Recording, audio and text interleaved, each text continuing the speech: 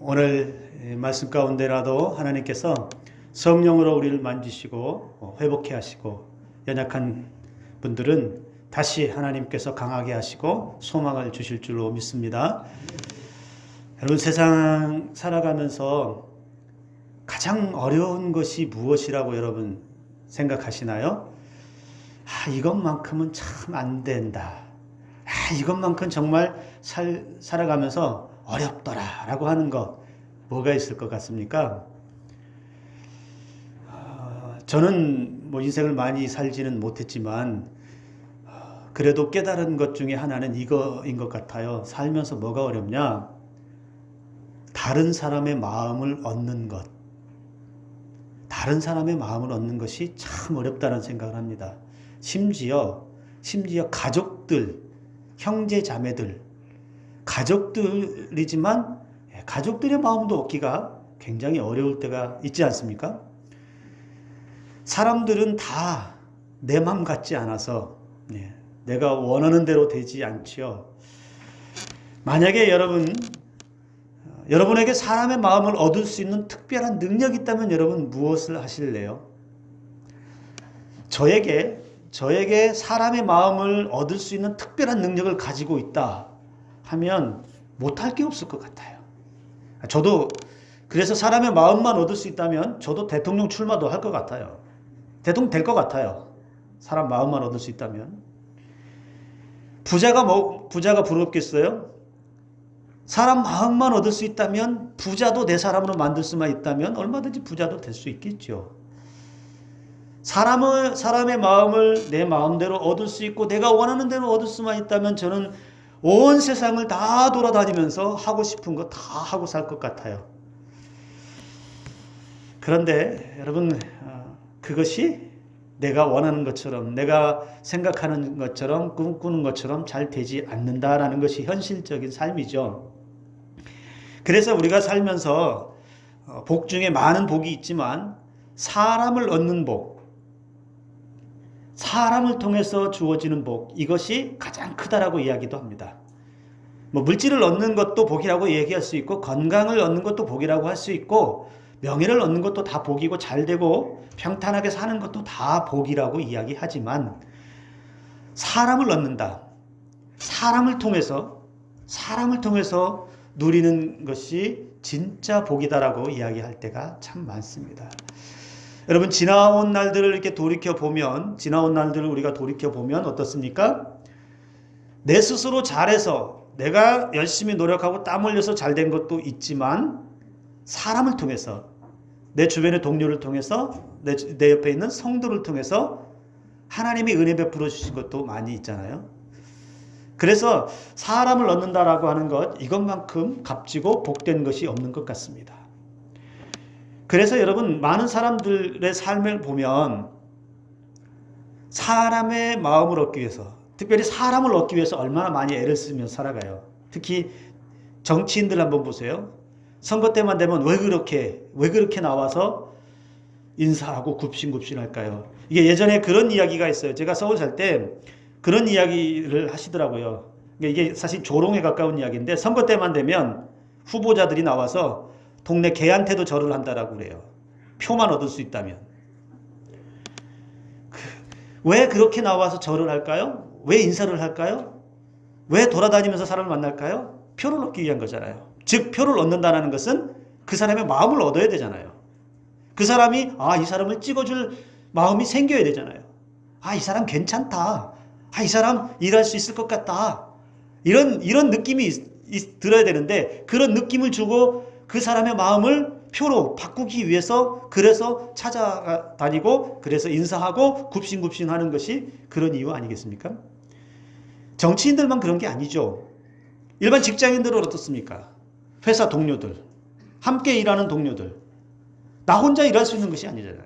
옆에 있는 사람들과 함께 협력하고 함께 일하면 나 혼자 그냥 나 잘났다고 일하는 게 아니라 그 사람들의 마음을 얻고 동료로서 함께 할 수 있는, 그래서 그 사람들의 마음을 얻으면 인정도 받게 되는 것이고 승진도 하게 되는 것이고 또 경제적인 이득도 볼 수 있는 그런 길이 열리잖아요.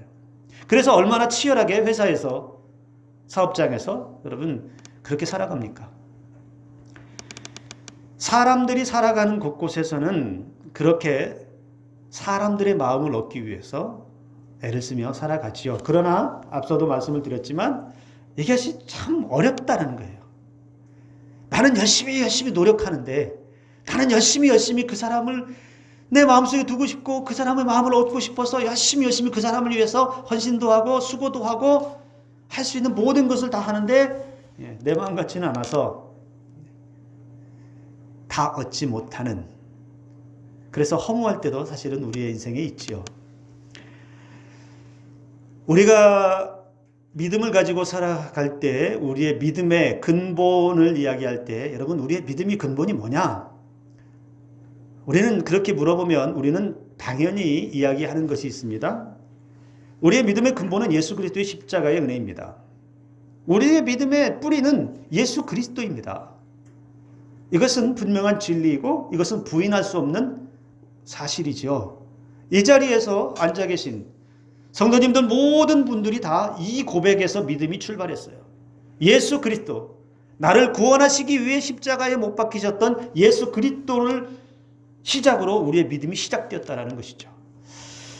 그런데 사실 이 믿음을 갖기 위해서 전제되는 것이 하나가 있어요. 뭐가 전제가 되고 있냐면 성경을 통해서 우리의 믿음의 출발이 사실은 예수 그리스도로 출발하는 것이 아니라 어디서부터 출발하냐면 하나님이 태초에 천지를 창조하시니라부터 출발을 하고 있다는 사실입니다.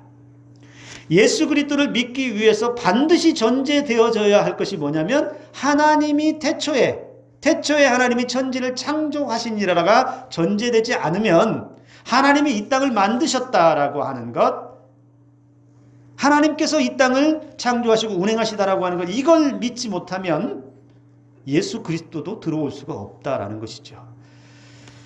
그래서 여러분 세상 어디에서도 하나님이 천지를 만드셨다라고 하는 사실을 주장하지 않습니다. 그런데 유독 기독교에서만, 우리 믿음의 사람들만, 성경에서만 하나님이 천지를 창조하셨다, 그리고 인간을 창조하셨다라고 그렇게 고백하고 있고 그 믿음의 토대를 가지고 예수 그리스도의 십자가의 은혜로 나아가는 사실입니다. 여러분 창세기 1장과 2장이 이제 성경의 시작 부분인데 1장과 2장까지만의 내용을 여러분 읽어보면 정말 환상적인 장면들이 나타납니다. 여러분 성경을 읽을 때마다 어떤 느낌을 가지고 읽으셨는지는 모르지만 1장과 2장의 분위기를 먼저 우리가 한번 머릿속에 그려보면 어떤 분위기, 어떤 장면이 떠오를까요? 아무것도 없는 캄캄한 곳에서 하나님이 빛이 있으라 하시니 빛이 있었어요. 그리고 하나님이 보시기에 좋았더라 이렇게 성경이 기록하고 있죠. 땅과 바다를 만드시고 해와 달과 별들을 만드시고 시간을 만드시고 공간을 만드시고 생물들, 동물들, 식물들 다 만드셔서 태초에 하나님이 천지를 창조하신 그 창조 위에 생명이 살도록 하셨다. 그리고 그 위에 인간을 창조하셔서 거기에 살게 하셨다. 그 창조의 창세기 1장과 2장의 내용을 보면 창조하시는 그 하나님의 솜씨를 가만히 보고 지금 오늘날 이루어지는 우리 삶의 자리를 이렇게 보고 대자연의 환경들을 보고 저와 여러분들의 생명이 이루어지는 상황을 이렇게 가만히 보면 하나님의 창조가 얼마나 오묘하고 얼마나 기가 막힌지를 알 수 있죠. 근데 창세기 1장과 2장에 보면 정말로 오묘하게도 만드셨고 질서 있게 조화롭게 하나님이 그렇게 만드시고 인간까지 다 만들어 놓으시고 하나님이 어떻게 하셨다라고요? 매우 좋아하셨다, 흡족해 하셨다. 그래서 여러분 창조하신 것 중에 하이라이트는 어디에다가 우리 이제 볼 수 있냐면 창조의 하이라이트는 마지막에 그 모든 만물 위에 인간을 창조하신 것을 통해서 볼 수 있습니다. 인간을 창조하시고 나서 너무 좋아. 예, 하나님께서 얼마나 좋아하셨을까 여러분 한번 상상해 보셨어요? 다 만들어 놓고 그리고 인간을 딱 그 만들어 놓은 동산에 딱 두시고 아담을 두시고 하와를 두시고 우와 보기에 너무 좋다. 심히 좋았더라. 하나님이 감탄하시잖아요. 심히 좋다, 너무 좋다라는 것은 흠잡을 데 없다. 완벽하다. 하나님의 창조는 마지막 하이라이트 인간을 창조했을 때에 완벽하다. 너무 좋다. 하나님 마음에 흡족했다. 더 이상 만족을 얻을 수 없을 만큼의 그 만족감이, 그 흡족함이, 그 기뻐하심이 하나님에게 있었다라는 것을 성경이 보여주고 있습니다. 청년부 제 후배 중에 하나가 결혼을 20살 넘어서 일찍 했어요. 근데 일찍 하다 보니까 아이도 일찍 나왔죠. 성경 공부하고 있는데 싱글벙글 해요. 뭐가 그렇게 좋은지 모르겠어요. 그러니까 우리는 한참 후배인데 야, 그만 웃어. 그만 좀 실실거려. 이렇게 핀잔을 주는데 왜 이렇게 웃냐? 아이가 생각나서 웃는 거예요. 그 일찍 낳은 아이가 생각만 하면 너무너무 좋대요. 그래서 하루는 그 집에 그 집들이 한다고 초청을 받아서 갔는데 밥을 먹고 있는데 애가 막 울어요. 왜 울었나 봤더니 어르신들 식사하는데 응가를 했어요. 근데 아빠가 그걸 다 치워주는데 싱글벙글. 그러면서 뭐라고 하는지 아세요? 우리의 똥에서 향기 난다. 무슨 똥에서 향기가 나겠어요? 근데 그 마음을 제가 딸을 낳고 보니까 알 수 있을 것 같아요. 얼마나 좋은지 모르겠어요. 얼마나 막 빛이 나는 것 같아요. 거기서. 딸에게서. 그 후배도 그런 마음이 아니었을까요? 근데 이것보다 더 기뻐하셨던 하나님의 마음. 이 땅을 완벽하게 창조하시고 인간을 두시고 우와 너무 좋다. 하나님이 얼마나 좋으시면 심히 좋았더라라고 그렇게 감탄하셨을까요? 그래서 여러분 창세기 1장과 2장의 상태는 그 어디에서도 어두움이라고 하는 걸 찾아볼 수 없고요. 아픔과 죄악과 고통과 슬픔과 인간이 지금 당하고 있는 그 어떤 어두운 면이 단 한 개도 존재하지 않습니다. 죄라고 하는 것이 들어오기 전까지는 하나님이 창조하신 세상은 완벽했습니다. 인간의 모습도 죄가 들어오기 전까지는 완벽했어요. 환상적이었어요. 태초의 인간의 모습이 바로 창세기 1장, 2장에 완벽하게 드러나 있습니다. 하나님이 하신 것이지요. 그런 하나님의 마음이 심히 좋은 것으로 그냥 끝나버리지 않습니다. 와, 좋다. 너무 좋아. 끝. 이게 아니라는 거예요. 창조의 역사는, 하나님의 역사는 심히 좋으신 다음에 계속해서 인간을 통해서 이어지는데, 여러분, 그 하나님의 마음 너무 좋으셔서 인간에게 베풀어 주셨던 그 하나님의 마음을 오늘 저와 여러분들이 좀 찾아봤으면 좋겠습니다. 그 마음이 태초에만 있는 것이 아니고 지금까지도 이어져 온다는 사실을 우리 마음속에 먼저 여러분 기억할 수 있길 바랍니다. 그래서 여러분, 하나님께서 인간을 창조하신 후에 우리 인간에게 주셨던 그 하나님의 마음 중에 하나가 무엇이 있냐면, 이 세상 그 무엇보다도, 이 세상 어떤 피조물보다도 최고의 가치를 인간에게 부여해 주십니다. 세상에 둘도 없는, 세상에 그 무엇과도 바꿀 수 없는 최고의 가치를, 하나님의 가치를 인간에게 부여해 주셨다는 거예요. 오늘 저와 여러분들에게도 그런 최고의 가치가 있는 줄로 믿으시길 바랍니다. 여러분, 제가 이렇게 오래전에 인터넷에서 이렇게 보다가 다이아몬드, 여러분 다이아몬드 좋아하세요? 제가 마음 같아서는 다 한 덩어리씩 그냥 드렸으면 하는 마음이 있는데 드릴 수는 없고, 혹시 사진 있어요? 자, 여러분 사진에 보는 게 좋아 보여요? 그냥 무슨 돌덩어리처럼 보이세요? 네. 저게 다이아몬드인데 저 다이아몬드 이름이 컬리넌 다이아몬드라고 해요. 컬리넌 다이아몬드라고 해서 1905년 남아공에서 이게 채취가 된 건데 저게 9개의 그 원석으로 이루어져 있다라고 그래요. 근데 세계에서 가장 큰 다이아몬드 중에 하나, 지금은 어떤지는 모르겠어요. 근데 당시에 세계에서 가장 큰 다이아몬드 중에 하나였고 기네스북에도 등재됐다라고 하는데, 그러면 우리가 궁금해하는 건 크기가 얼마냐 이런 건 궁금하지 않아요. 우리가 궁금한 건 뭐예요? 저 가치가 얼마나 되느냐. 얼마나 될 것 같습니까? 저 가치가, 저 한 덩어리가. 예, 약 2억 5천만 원이 아니고요. 2억 5천만 파운드인데 우리 돈으로 환산하면 약 4,500억. 저게요. 여러분이 보시고 있는 게 4,500억의 가치가 있다는 거예요. 놀랍지요? 저게 뭐라고? 저 한 덩어리가 4,500억씩이나 되는 그런 가치를 가질까? 그런데 여러분 기억하시기 바랍니다. 하나님은 저 다이아몬드 하나의 가치가 인간이 매길 수 있는 가치는 4,500억이라는 가치를 매겼지만 하나님께서는 저와 여러분들에게 어떤 가치를 주셨을까요? 4,500억과는 비교되지 않는 가치를 주셨어요. 여러분 세상에서 가장 가치 있는, 가치를 인정받는 건 어떤 건지 아세요? 야, 이건 정말 가치 있다. 야, 이거는 이만한 가격이 된다. 그런 가치를 인정받는 건 뭐냐면 희소성이라고 하는 건데 딱 하나밖에 없어야 돼요. 딱 하나밖에. 어디에서도 구할 수 없어야 그것이 가치를 인정받습니다.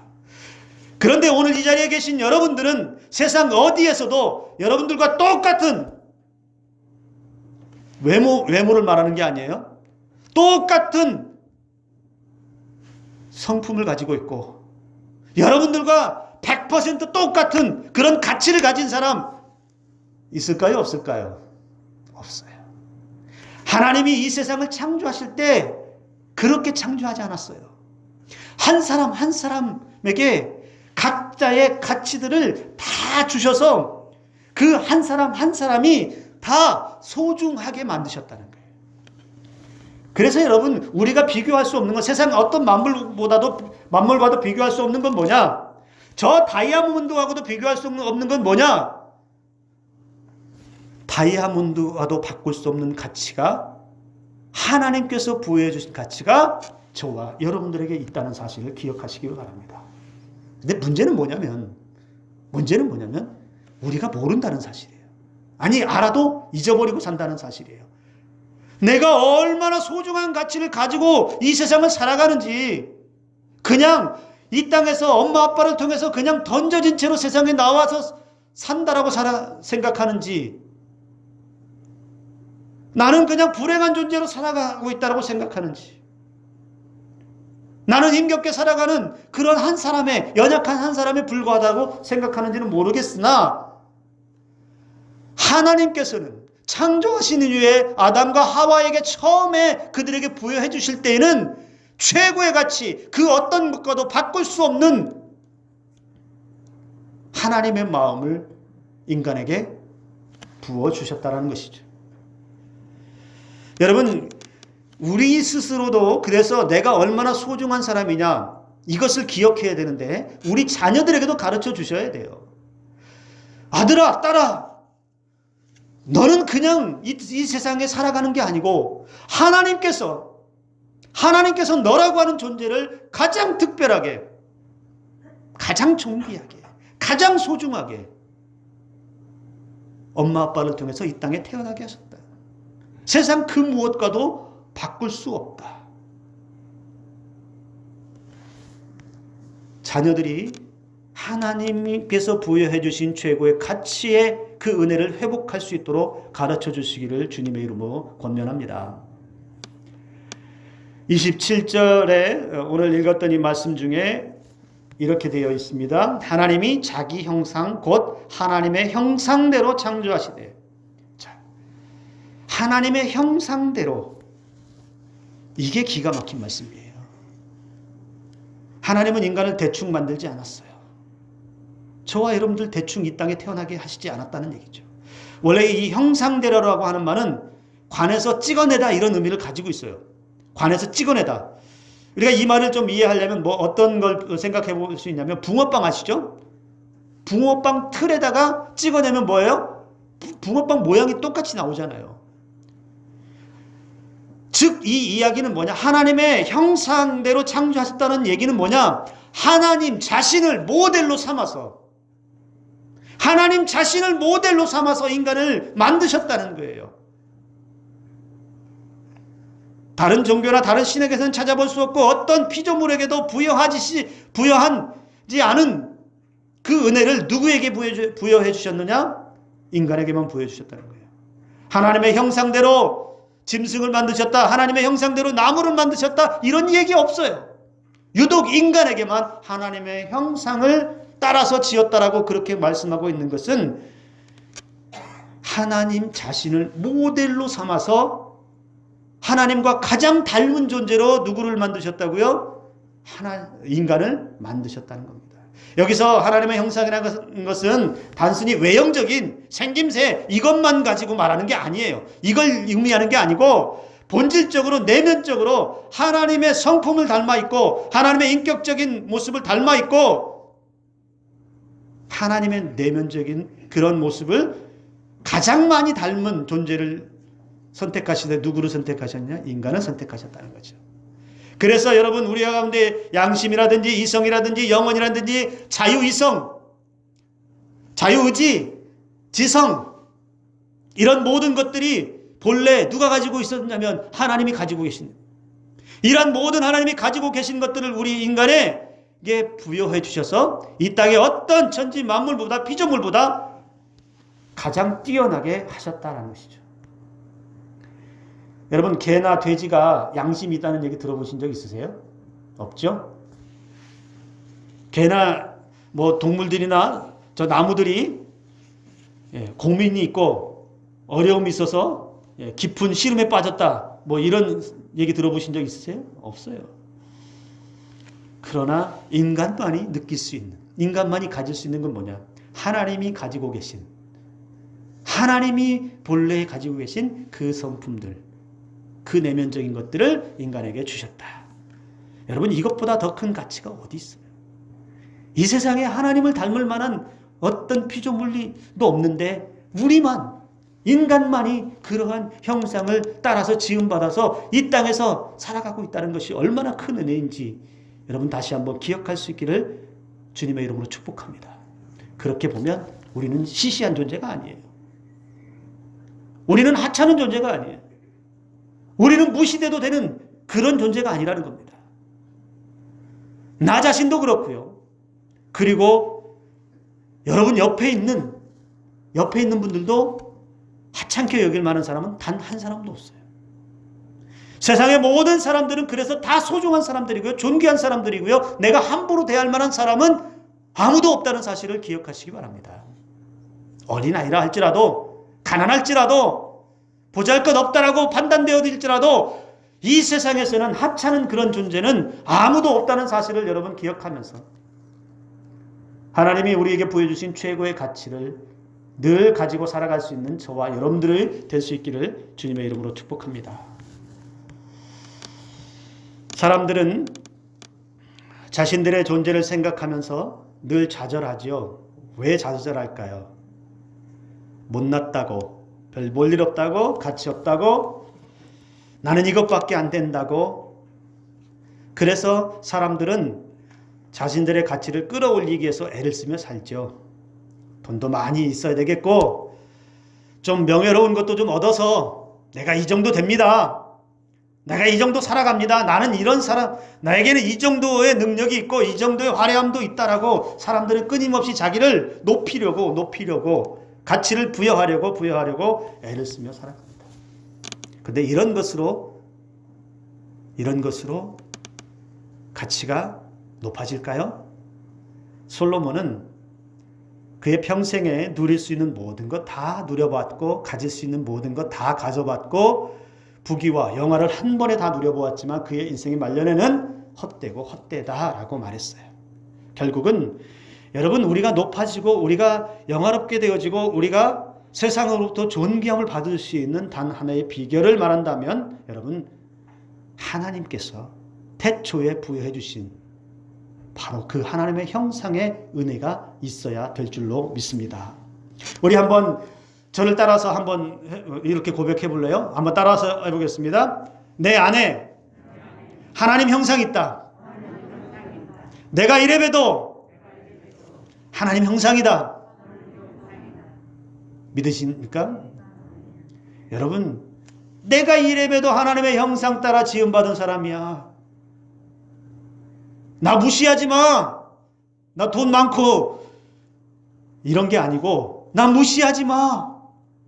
내게 하나님의 형상이 있다니까. 하나님이 나를 이 세상에서 가장 존귀한 자로 만드셨다니까. 나 시시하게 보면 안 돼. 여러분, 이런 고백을 가지고 여러분 삶의 자리에 나아갈 수 있기를 주님의 이름으로 축복합니다. 자, 그 다음에 하나님의 형상으로 가장 가치 있는, 가장 존귀한 존재로 하나님이 창조하신 세상에 두셨어요. 그런데 그것으로도 끝난 게 아니고 하나님은 가장 존귀한 자들이 살 수 있는 길, 살아갈 길을 주시면서 은혜를 또 베풀어 주시는데 그 두 번째 하나님의 마음은 뭐냐? 인간이 누릴 수 있는 모든 것을 다 주시는 마음에 나타나 있습니다. 28절, 하나님이 그들에게 복을 주시며 생육하고 번성하여 땅에 충만하라. 땅을 정복하라. 모든 생물을 다스리라. 또 계속해서 이어지는 말씀 뭐라고 해요? 모든 채소와 씨 맺는 열매 맺는 나무를 다 먹게 해주셨어요. 태초에 인간을 두신 후에 하나님께서 처음으로 주신 게 뭐냐? 그게 복이라는 거예요. 그런데 그 복 중에 하나는 먹고 사는 걱정 안 하게 해주셨다는 거예요.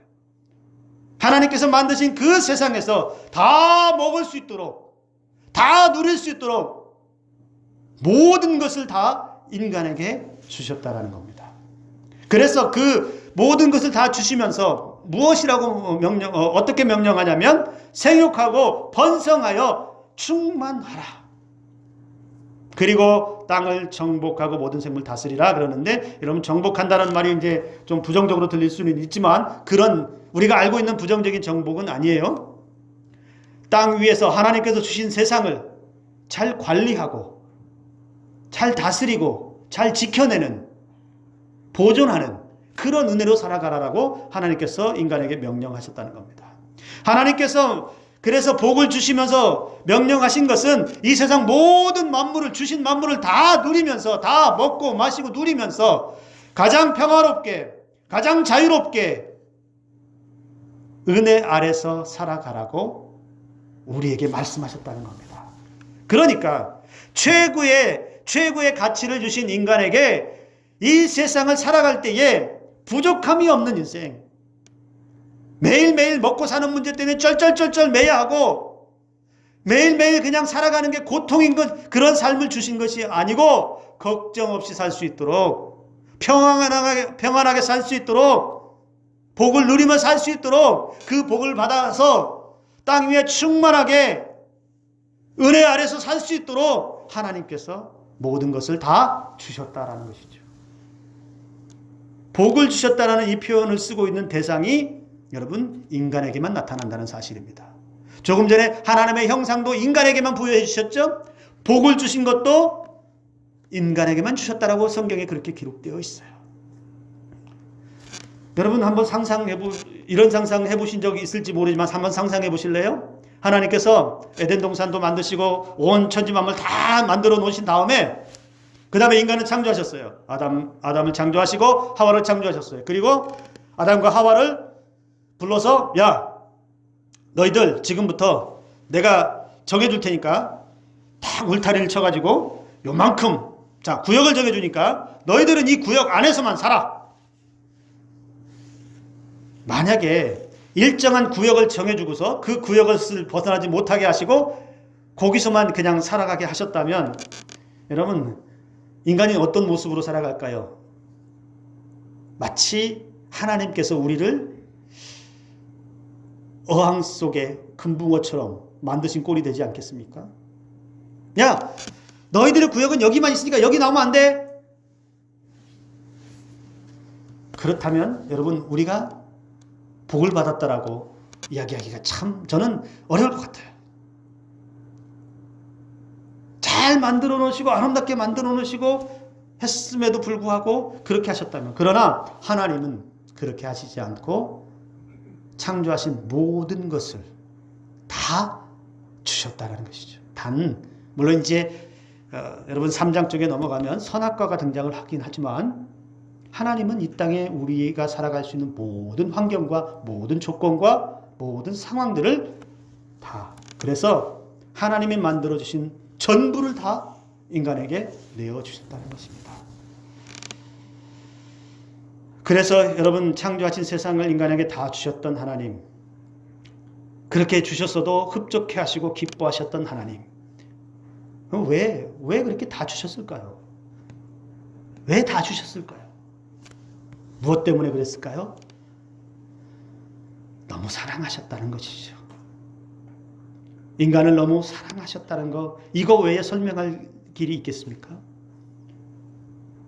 창조하시고 보시기에 너무 좋을 정도로 사랑하셨던 그 사랑. 그래서 그 사랑 때문에 다 주시고 그곳에서 생육하고 번성하며 살게 하시고 하나님의 은혜라서 살게 하셨던 그 사랑을 끝까지 간직했으면 좋겠지만 죄의 결과로 무너졌던 것이 우리의 아픔이겠죠. 인간의 아픔이겠죠. 우리가 신앙생활하면서 늘 기억해야 하는 것은 태초에 이렇게 인간을 향한 그 큰 사랑 다 주시기까지 최고의 걸작품으로 두셔서 하나님의 형상, 하나님을 모델 삼은 그 형상으로 이 땅에 살게 하셨던 그 하나님의 마음을 회복해야 될 줄로 믿습니다. 우리는 때때로 이 사실을, 하나님의 마음을 놓치면 하나님이 원망스러울 때가 찾아올 때가 많이 있어요. 왜 나는 이것밖에 되지 않을까? 왜 내 삶은 이것밖에 되지 않을까? 왜 하나님은 내게 은혜를 베푸시지 않을까? 오랫동안 기도하는데 왜 하나님은 응답이 없으실까? 그러나 여러분 기억하시기 바랍니다. 태초부터 함께 하신 하나님은 지금도 저와 여러분들의 삶에 계셔서 하나님께서 처음에 부어주셨던 모든 것을 주시는 그 은혜들로 함께 하시는 줄로 믿으시기를 바랍니다.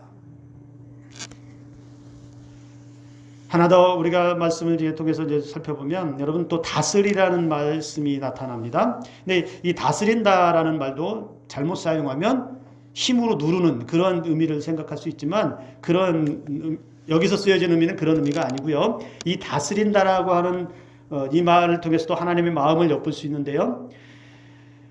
다스린다.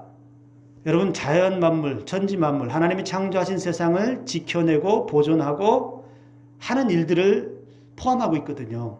그러니까 야 너희들 위해서만 그냥 마음대로 하나님이 주셨으니까 다 먹고 마시고 너희들을 위해서만 살라고 하신 것이 아니고 그것들을 지켜내라.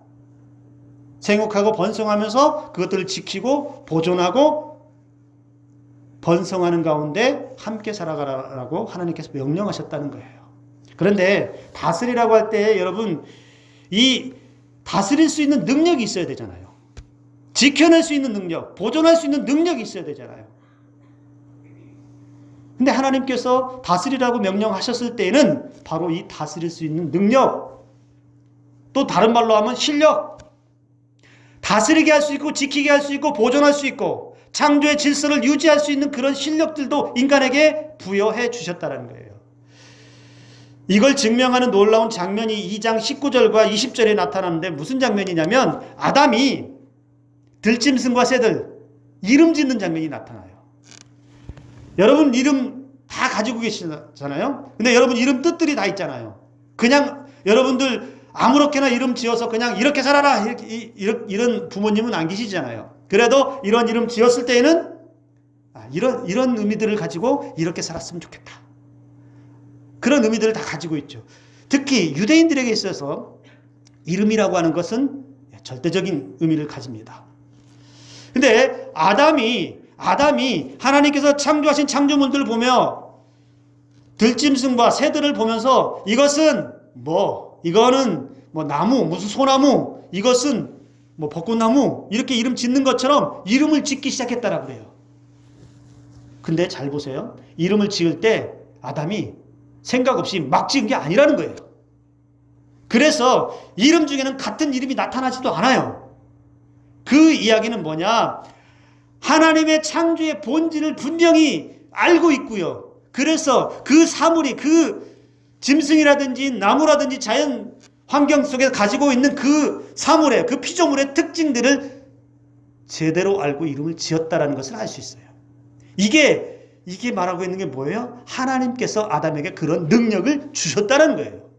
생각 없이 옛날에 우리 어르신들 아주 오래전에는 이름 지을 때 그냥 그렇게 지은 적이 있잖아요. 심하게는 개똥이, 뭐 1순위, 2순위, 3순위 뭐 이렇게 지은 분도 있고, 이름 짓기 어렵다고 첫째, 둘째, 셋째를 그냥 1, 2, 3으로 지은 분들도 있고요. 근데 아담은 하나님이 창조하신 그 만물들을 보면서 그렇게 짓지 않고 하나님이 창조하신 그 본질을 잘 관찰하고 보고 있다가 이것은 이거다.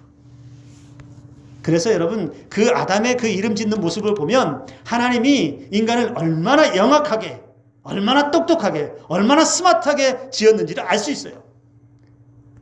그래서 인간의 생각 속에 여러분 매우 영악함들을 주셔서 이 땅의 어떤 만물보다 가장 뛰어나게 하시는 능력을 하나님이 주셔서 그 능력 가지고 살아가라는 거예요. 그 능력 가지고 세상을 다스릴 수 있는 은혜를 주셨다는 거예요. 그런데도 불구하고 여러분, 인간이 점점 미련해지는 것, 인간이 점점 악해지는 것, 인간이 점점 허무한 삶을 살아가는 것, 죄의 결과겠지요. 오늘 신앙인들 가운데 회복해야 될 것은 뭐냐? 바로 이 하나님께서 우리에게 부여주신 이 능력을 회복할 수 있어야 돼요. 하나님께서 우리를 영악하게 하시고, 하나님께서 똑똑하게 하시고, 하나님께서 이 전지 만물들을 다스릴 수 있는 그 똑똑한 그 능력을 주신 것을 회복하면서 오늘 우리의 삶에서 내게 주신 은혜를 가지고 살아가야 된다. 하나님의 그 마음을 내 마음속에 가지고 살아가야 된다. 바로 그 마음은 어떤 마음일까요? 우리를 사랑하시는 그 마음. 우리를 너무나 사랑하시는. 그래서 여러분, 태초에 인간을 창조하시고 전지 만물을 창조하시고 나서만 와 좋다, 너무 좋다 이렇게 하고 끝내신 것이 아니라 오늘 하나님께서 예배드리고 있는 이 자리에서도 여러분들의 모습을 보면 산성교회 성도들 너무 좋다, 산성교회 성도들 하나님 보시기에 심히 좋았더라, 이런 은혜가 있는 줄로 믿습니다. 이 하나님의 마음이 오늘 저와 여러분들을 향한 하나님의 마음인 줄을 믿으시기를 바랍니다. 그래서 여러분, 우리가 하나님께서 주시는 그런 마음을 열고 듣고 말씀대로 행하고 내 삶에서 성실하게 땀 흘리며 하나님이 주신 세상에서 마음껏 평안하게 자유롭게 살아갈 때에 하나님의 은혜가, 그 하나님의 마음이 저와 여러분들의 삶에 넘칠 줄로 믿습니다.